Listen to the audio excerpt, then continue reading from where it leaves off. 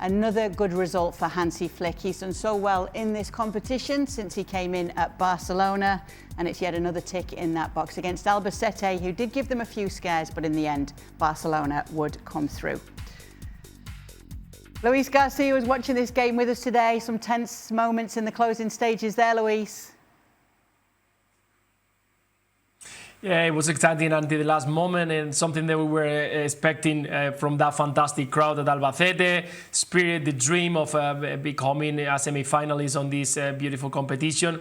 Wasn't in the end come true, but definitely they deserve something else, because in the last 20 minutes we saw an Albacete that wanted to get that equalizer, trying to get something. And Barcelona, with all the rotation, kind of lost the control of the game, something that I think it was the most important. They came out in the second half with a little bit faster, moving the ball a little bit faster than we, us in the first 45. They found the back of the net once again.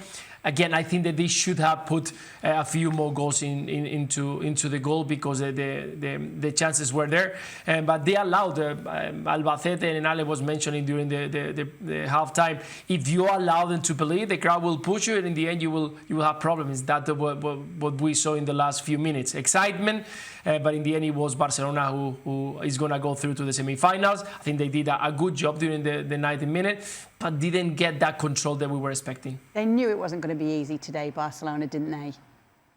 Yeah, obviously this team beat Real Madrid there in Albacete, and you knew that the crowd was going to be intense and the crowd was going to be all over this team. And si se puede, yes we can. This whole idea of Albacete once again being able to beat a giant of Spain. When Barcelona scored the second goal, and I said at halftime, Barcelona scored a second goal, this game said match. But see, here's the thing. I'm sitting comfortably in a very nice, cool studio, thousands of miles away from the field. And it's one thing if I believe the game is over at 2-0. It's completely different if the Barcelona players believe that the game is over at 2-0. And the arrogance with which Barcelona players took on the last 25 minutes of the game is what made this interesting. Now you have Dani Olmo, who gets around the goalkeeper, has a nice, comfortable, easy pass for a tap-in for Ferran Torres or whoever it may be that was trailing the play. He decides to go with a Rabona attempt just because. And there were plays like that in the second half in which you haven't put the game away. You could put it away. You miss opportunity. Ferran Torres had chances. Marcus Rashford had chances. Lewandowski had chances. They don't put it away. And Albacete then believes that maybe there is something here for us.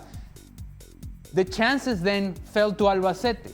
And that's when Hefte had his magical night against Real Madrid. Couldn't quite replicate that today against Barcelona. He had two clear chances, two clear opportunities, in particular the header.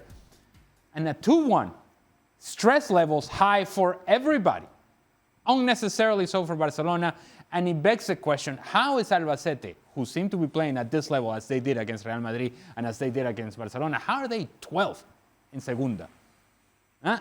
They're unable to replicate the same energy, the same intensity, the same spirit, the same belief. They're not able to replicate that on a weekly basis in Segunda. And even though that they have won 3 matches in a row in Segunda since they beat Real Madrid, if indeed they're going to make it to Primera, they have to continue to play like this. The problem is that they don't play Barcelona every time, they don't play Real Madrid every time, and the motivation is not quite there nearly as much as it was today or was against Real Madrid. One player who's definitely motivated for Barcelona at the moment is Lamine Yamal. He's had a number of goal contributions in recent games. That was a nice goal from him today, Stevie. I mean, we've just kind of come to accept what this kid's all about. I mean, this is a tough chance. He takes it early, he has to time it perfectly, it skips up. But because he takes it early, I'm not quite sure the goalkeeper's expecting a first-time finish here. Slightly catches him unawares, and then he can't get there. I mean, that's a tough chance. It's bounced up at him, but again, he's made it look so easy.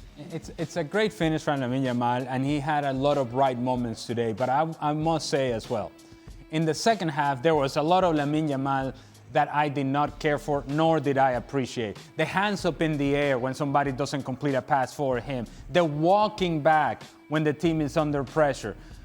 Just this body language that I don't want to see from a 30-year-old and certainly don't want to see from an 18, 19-year-old either. Because nobody got the ball to him or they didn't complete the pass that he wanted. What if every time that he missed a pass, which he did at times today, people were getting their hands up in the air as well. How does that work?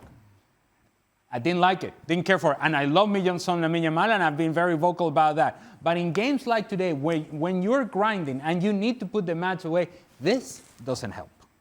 Were you going to say something then? Well, that's down to the more experience. As great a player as Yamal is, right? He's only a kid.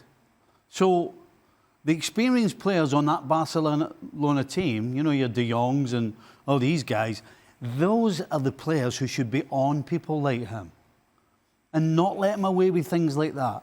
And those are the types of guys, when Ali's talking about how at 2-0 they think the game's done, those again are the types of guys, your Lewandowskis as well, who should be going around the young guys. And anybody who looks as though they think the game's over and be on top of them.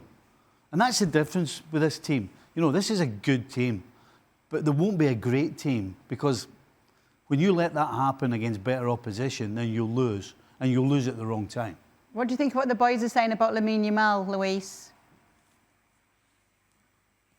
I 100% agree. We come from a different generation that this one that we are watching at these stages and this kind. We know what it is.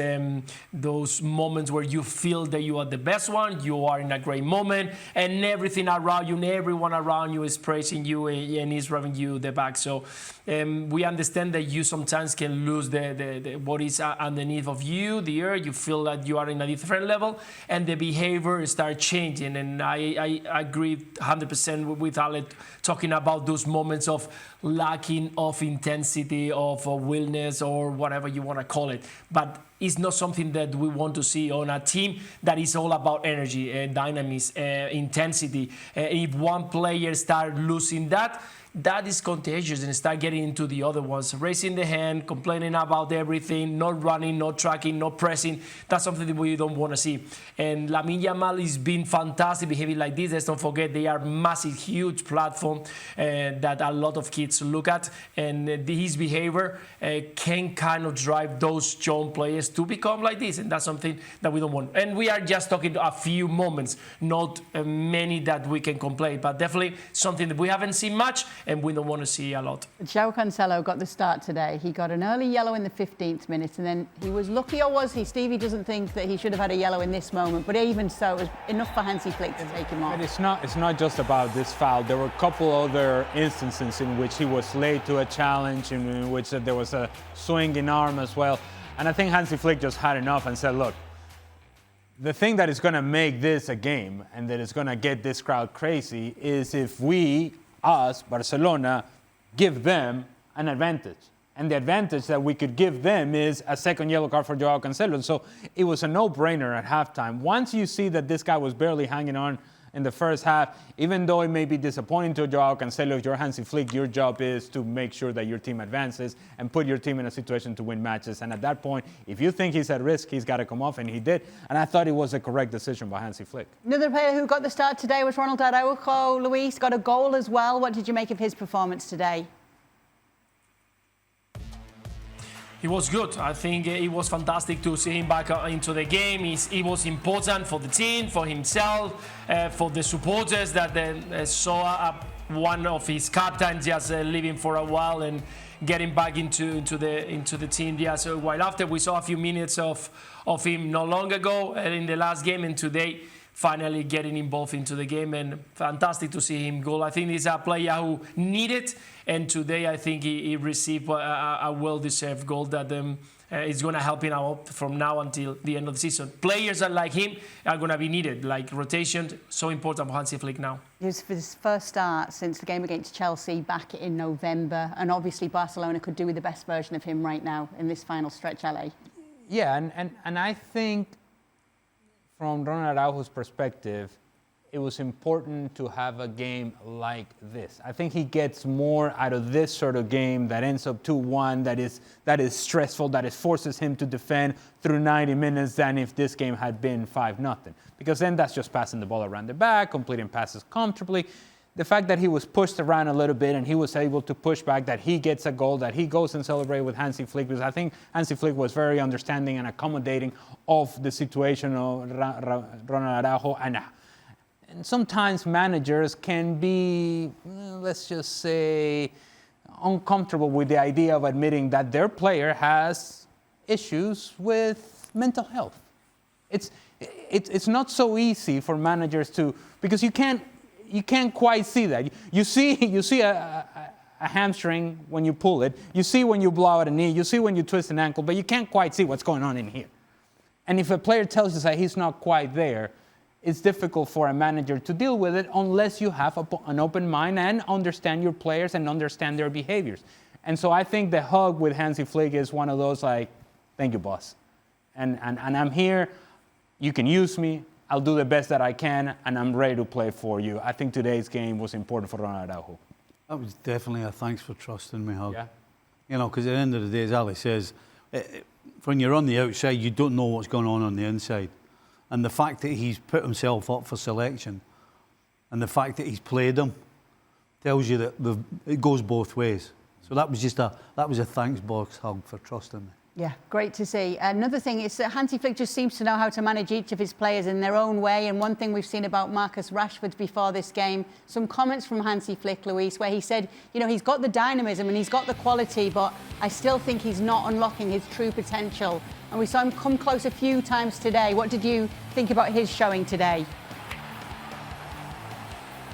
Yeah, exactly. I think that it was a message to try to boost him a little bit on the game, to try to give him the trust. It's going to be needed because we need to give some rest to Rafinha. He picked a couple of injuries during the season, so that means because of his efforts that he does every single game, he needs rest, and Rashford needs to improve, needs to make a step forward. Once again today, he was on 1v1 situation a couple of times. He missed it. We saw again that on open spaces he kills you because he's so quick and so fast. But definitely, I'm missing that right time at the right place, and a little bit of.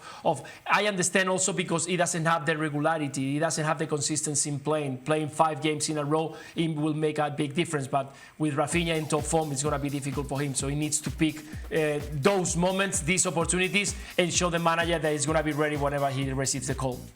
The issue with Marcus Rashford is the issue that has been with Marcus Rashford over the course of his career, is that he gives you enough to think, man, this guy could be something for us. And then it doesn't quite happen. And just in terms of him getting himself in a position to score a goal today, he runs right through the middle. It's a good ball from Dani Olmo. It's everything to shoot at. And not only does he miss it, but he misses it by a lot. And that is, I think, the sort of thing that drives you crazy if you're Hansi Flick or any manager who has had Marcus Rashford in the past, because you're thinking, you're seeing the physical attributes, you've seen the skill set, you probably see it in training quite a bit, and you're thinking, all right, that's going to show up over here in the field. And it doesn't nearly as much as it should. And that has been the common denominator of Marcus Rashford wherever he has been, wherever he has played. This conversation of that he could give us more. He could be more than what he has been. Although they're happy with him at Barcelona, but there is that sense that there's more there. Well, there is, but he doesn't give it to you. Stevie, what do you think of this whole situation that Hansi Flick feels there's more there, but he's not quite getting it from Marcus Rashford?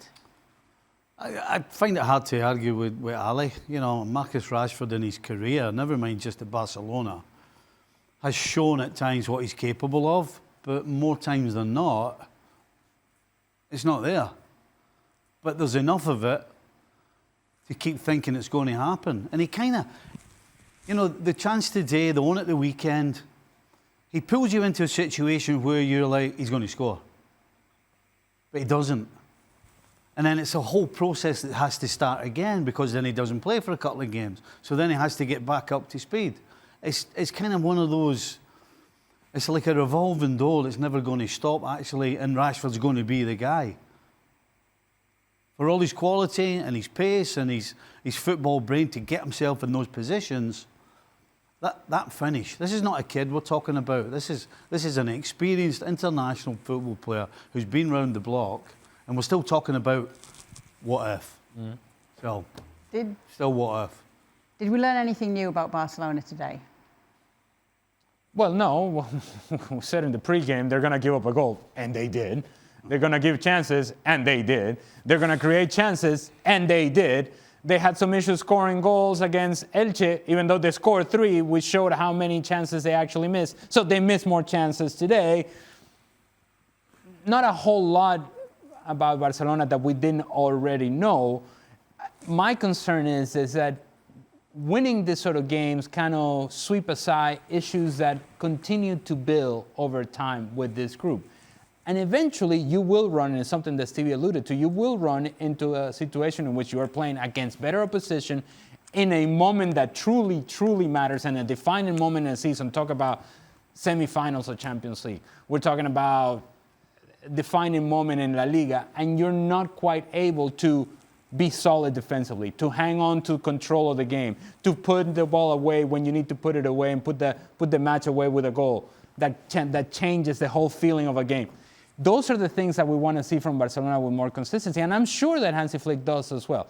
This is a tremendous team with tremendous talent going forward. Defensively, they have their issues. They don't seem to care about that all that much. None of that has changed, and none of it of what we saw today was evidence that it's going to change anytime soon. This is who they are.